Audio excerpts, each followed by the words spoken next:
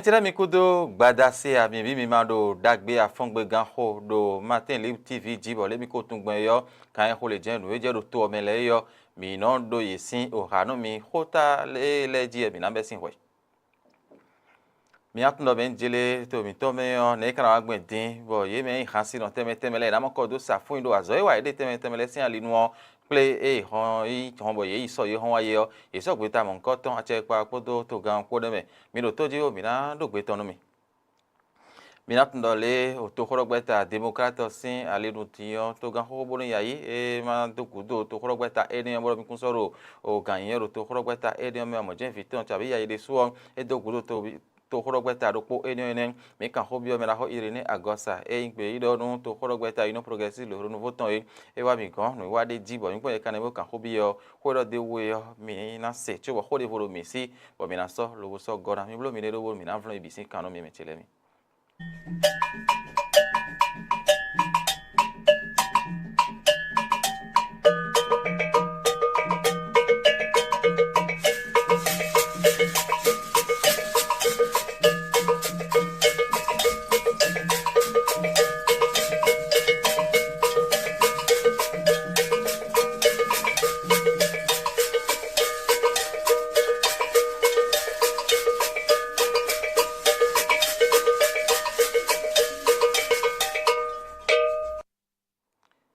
E ba jono yande bogbe tesi metele mi levo pe odo to do poropo mi tonle e yetian mi bi mi mana hlen tu ado no e no te kon ko de hoho e wa me bi no ho mbo no ho alo na we ache pa so ye hon ibo yin azan gagbe peji so sin azan enego gbe o play no blo wewe poto to gan po ye blo play mon statut de l'artiste et sin automéon e so gbeta dede gbeta e so do fene de yin do menjile ne e kara agben bo me hansi no do to mi to me le yo e ra mo ko do safun e so gbeta da ho mon ko to do to mi to me fin o sensen alinu dion ye hansi no le na to nu ha ira pa mon ko to pe ni no me ton do no ganji do to me yo e na to nu apa ni o pe la me na ndagbe nu ye azo yin hansi no zo bo e no wa bo yin hanzo bo no wa yo nte ka si ho blo bo dalo ye hansi ro le do to mi to me fi din bo be sin dion a hoso na no dalo ye yo e so gbeta ken le bi hui do ple mon ko to sin to nu bo hansi no le dion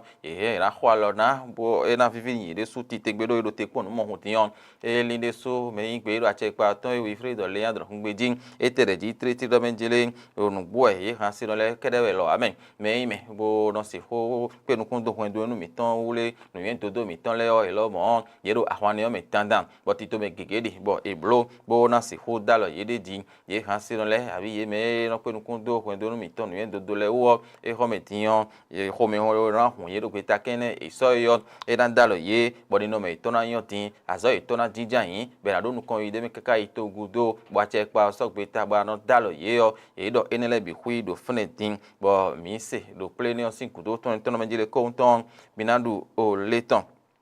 mina go sin ni oji fana tin ko no menjile koji son sin azanu konton e mi to kudo yo e blo fodu pe bodo kala vio to khorogbeta ino progressive le renouveau ye tijan bo ikanu o nu eton yari ade en to hodo sin alinu ton e koye azote te to khorogbeta kanawa ye me ka to khorogbeta sin fi bo so be ru to pon la gan mi to pon la fi gan bi e me ru de men teme to khorogbeta eni omele yo azon yi ton e flin senton ye e play ne ka blo bo ikanu eton yari ade koye yo o konton ete mi ka hen mi na so de mi anjio me ngbe iro to khorogbeta ino progressive le renouveau ton mi kan ho bi ede o edo fongbe mi na kon yele irene agosa no soda lo nu mi o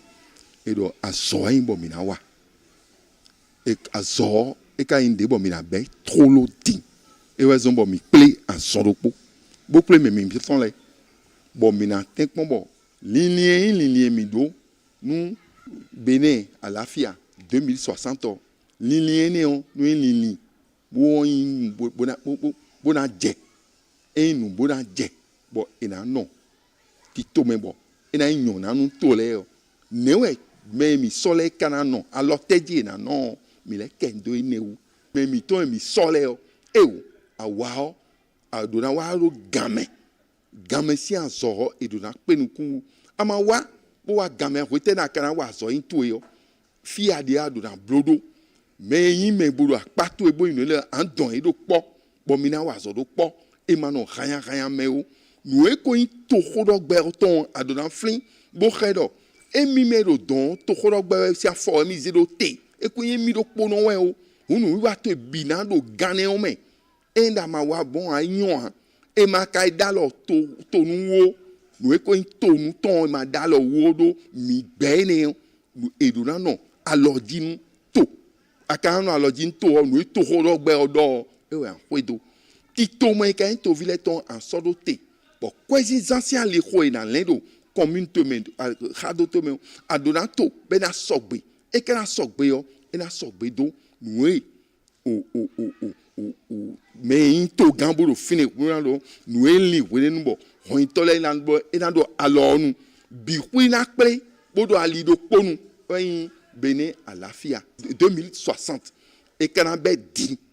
din we na be e ma be din e o e a si hu pe u bona blo pe ya ene o mi do bo a ho me bi plero bodo e mi fo dion e na do pa mi on avril 12 avril e jabo mi na so to gan me bidura no po bo no o talata o weda ipo talata po gudo lo mi we so yi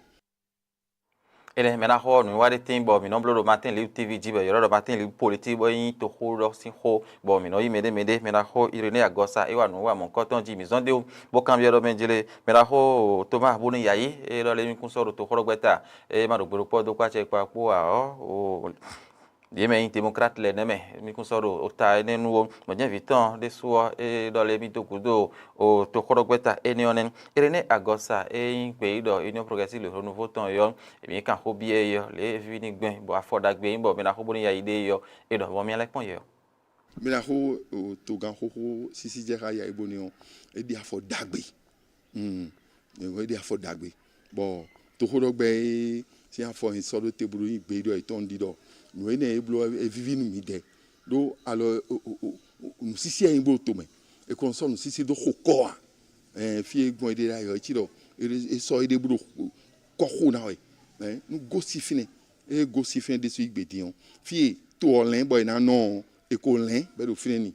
we se na o ai de so lin tombo gosi me e gosi me ko en bo na fami une do tito e do to me on lin do ai to gan wa yo e ko lin tito de bon e se na bo ambiome e abiome on an wa tozo do alopa ene on di do fine be ko lembi en do lile ene we da si ton be na fine on ne mi na gbegbon mi de yi gbe na be inu jonu mi yi gbe na ni kan kendo ne wo e le pon di on e o zon li le di o son li dagbe yin do adi zon li mon ko ton bo fi bo anon bo ye yin ye bu na no tanwe yo ye ne do tanu bo fi anon ai fine on ne no dogo ena do ni pondi do e po ma unu no gudo ton un fi so de son le so nu son li dagbe nu yon na ton bo yon na nu me pe po do pole àwọn yi me no so bo no so da kiji bo no monten do yin de me no bo e de we da fi ha e de do nle bo e o e ku imo e ataki na do e o so taki do nu me bo du fi so bo su e no so taki me tombo so do nu me de to me de no blogbo nu president ya ibo ni da yo ni ai todo nde bo fi ka do nde yin bo yin la e ma yin ni todo bo fi do e ma na pe do be na so gbe ya mo e po e do e me do amo lin to gan ton lin mi de do fi to ma yin to gan ne no e jo we ye do amo to gan ton e o e so yin renu kede ton han to obi ton e yin e u kendo mi de bodo son le di oyon ede mina yi lamena no dagbesin a lenu marato yin po no benjele so ye hon bo ko ji so sin azan ne gogbe yo ke zan de yin be so te gongbe bi ku mo ni tabendo kloklo di gansin o azon o kloklo di gan mato no benjele azon ko yin bo ke zan e ne yo e so te yo konda ho en OMS ton yo e te po no benjele azon di yin bo do gba pe de su ti te gbe bo de ka do fen bo nu pa cho e ten le tin dogbe be bi ku yo po wo ya de yo vi jonjo japo me hopo bi we no so azon ene lo chobo university no le e o le mi de gbon yo mi mede bo kolo do le mi fogbon ewe nduru dagbe mi no duwe le mi fo bo ka do ko egbon e ene bi hu e no pomo mo no menjele e o do kolokolo sin azon lo kunme de no mi adi azon e kayin bo e do jije o me ti lemin o me sin ko no ti me do menjele me ra zo mo nkan ton je kun ko de bo bele fon lo bo do jije jiwe de tin me do kun khasa do e do mo nu e mi no du le nu vivi e mi no du e lo ti fon kan e mo no li bo no mo no blo aye yo ene bi hu na zon bo kolokolo na pa sin po bona gbe te si do e ja nu gbe yo e no ko le bi ple do kan men be no menjele me we do eniyan yin bo do dudu e me we do eniyan bo mo dagbe ton dudu e be don ko bi fi ple mo no se do nu e do ami die nu e ko fi bo yin sukle si nu e lo ti fon kan lo di e ma bi lo e ho ya e won le bi hu ka no finion yo no hen kolokolo din gan sin ason wa eniyan ka wa o e na hen hun iji hun wa do sin ason wa e na hen hun ji zon wa bo na le hen ado vivi sin ason wa de ti e bi opo ndo menjele me ro poropo e ni do ta do mi bi o to ho nu hunu kun mi ton le meyan e bi no mo po ndo menjele me bi ro kolokolo e be no menje fifo mi de tin epo do nu yade wa ti mi o si san teme le po e we zo mi do kuklo e azon we yin me ro poropo ndo ta do wo ni ta men bo je lo ti fon kan blo ji ba depo ndudu mi ton le o mi yan mi anon kon ma no du tin nu vivi e na yan lona bo lo ti fon kan e kana buli bona mana de bloji ene yana zone bo ehedian e na gbopo inu kanu azon mon cotton lo ti fun kan blo yo e don dalo mi de su titengbin e me tonu kun le ehedian e na to bo we ma ho mi tan le yo e na so mon cotton bi o mana je nu plan vivu le ji be sin tin bo e na tun we na no do ile na de afogbon e bo susu me tan e ma wa clothing bo wa be ado vivizon abi azo devo bo e no clothing gan e we azon enele wa o hen en ablo tito mon koton ka gbon hen do mi ton le hen no mi ton le me wana pleto ito sile mano tin me ni yedo alienion e na zon bo hen e na gbo po inu konu azon enion do kolokolo dinga azon de so yin bo no gba efe do to fene chobo eten en to vito si karo ganji do to meon to efa buro o ganji e wa imo me chere mi era chen do poropo mi ton le fon gbega do matin li uti video e ipo bi tegbedewe hometon e san humo gbede pon e so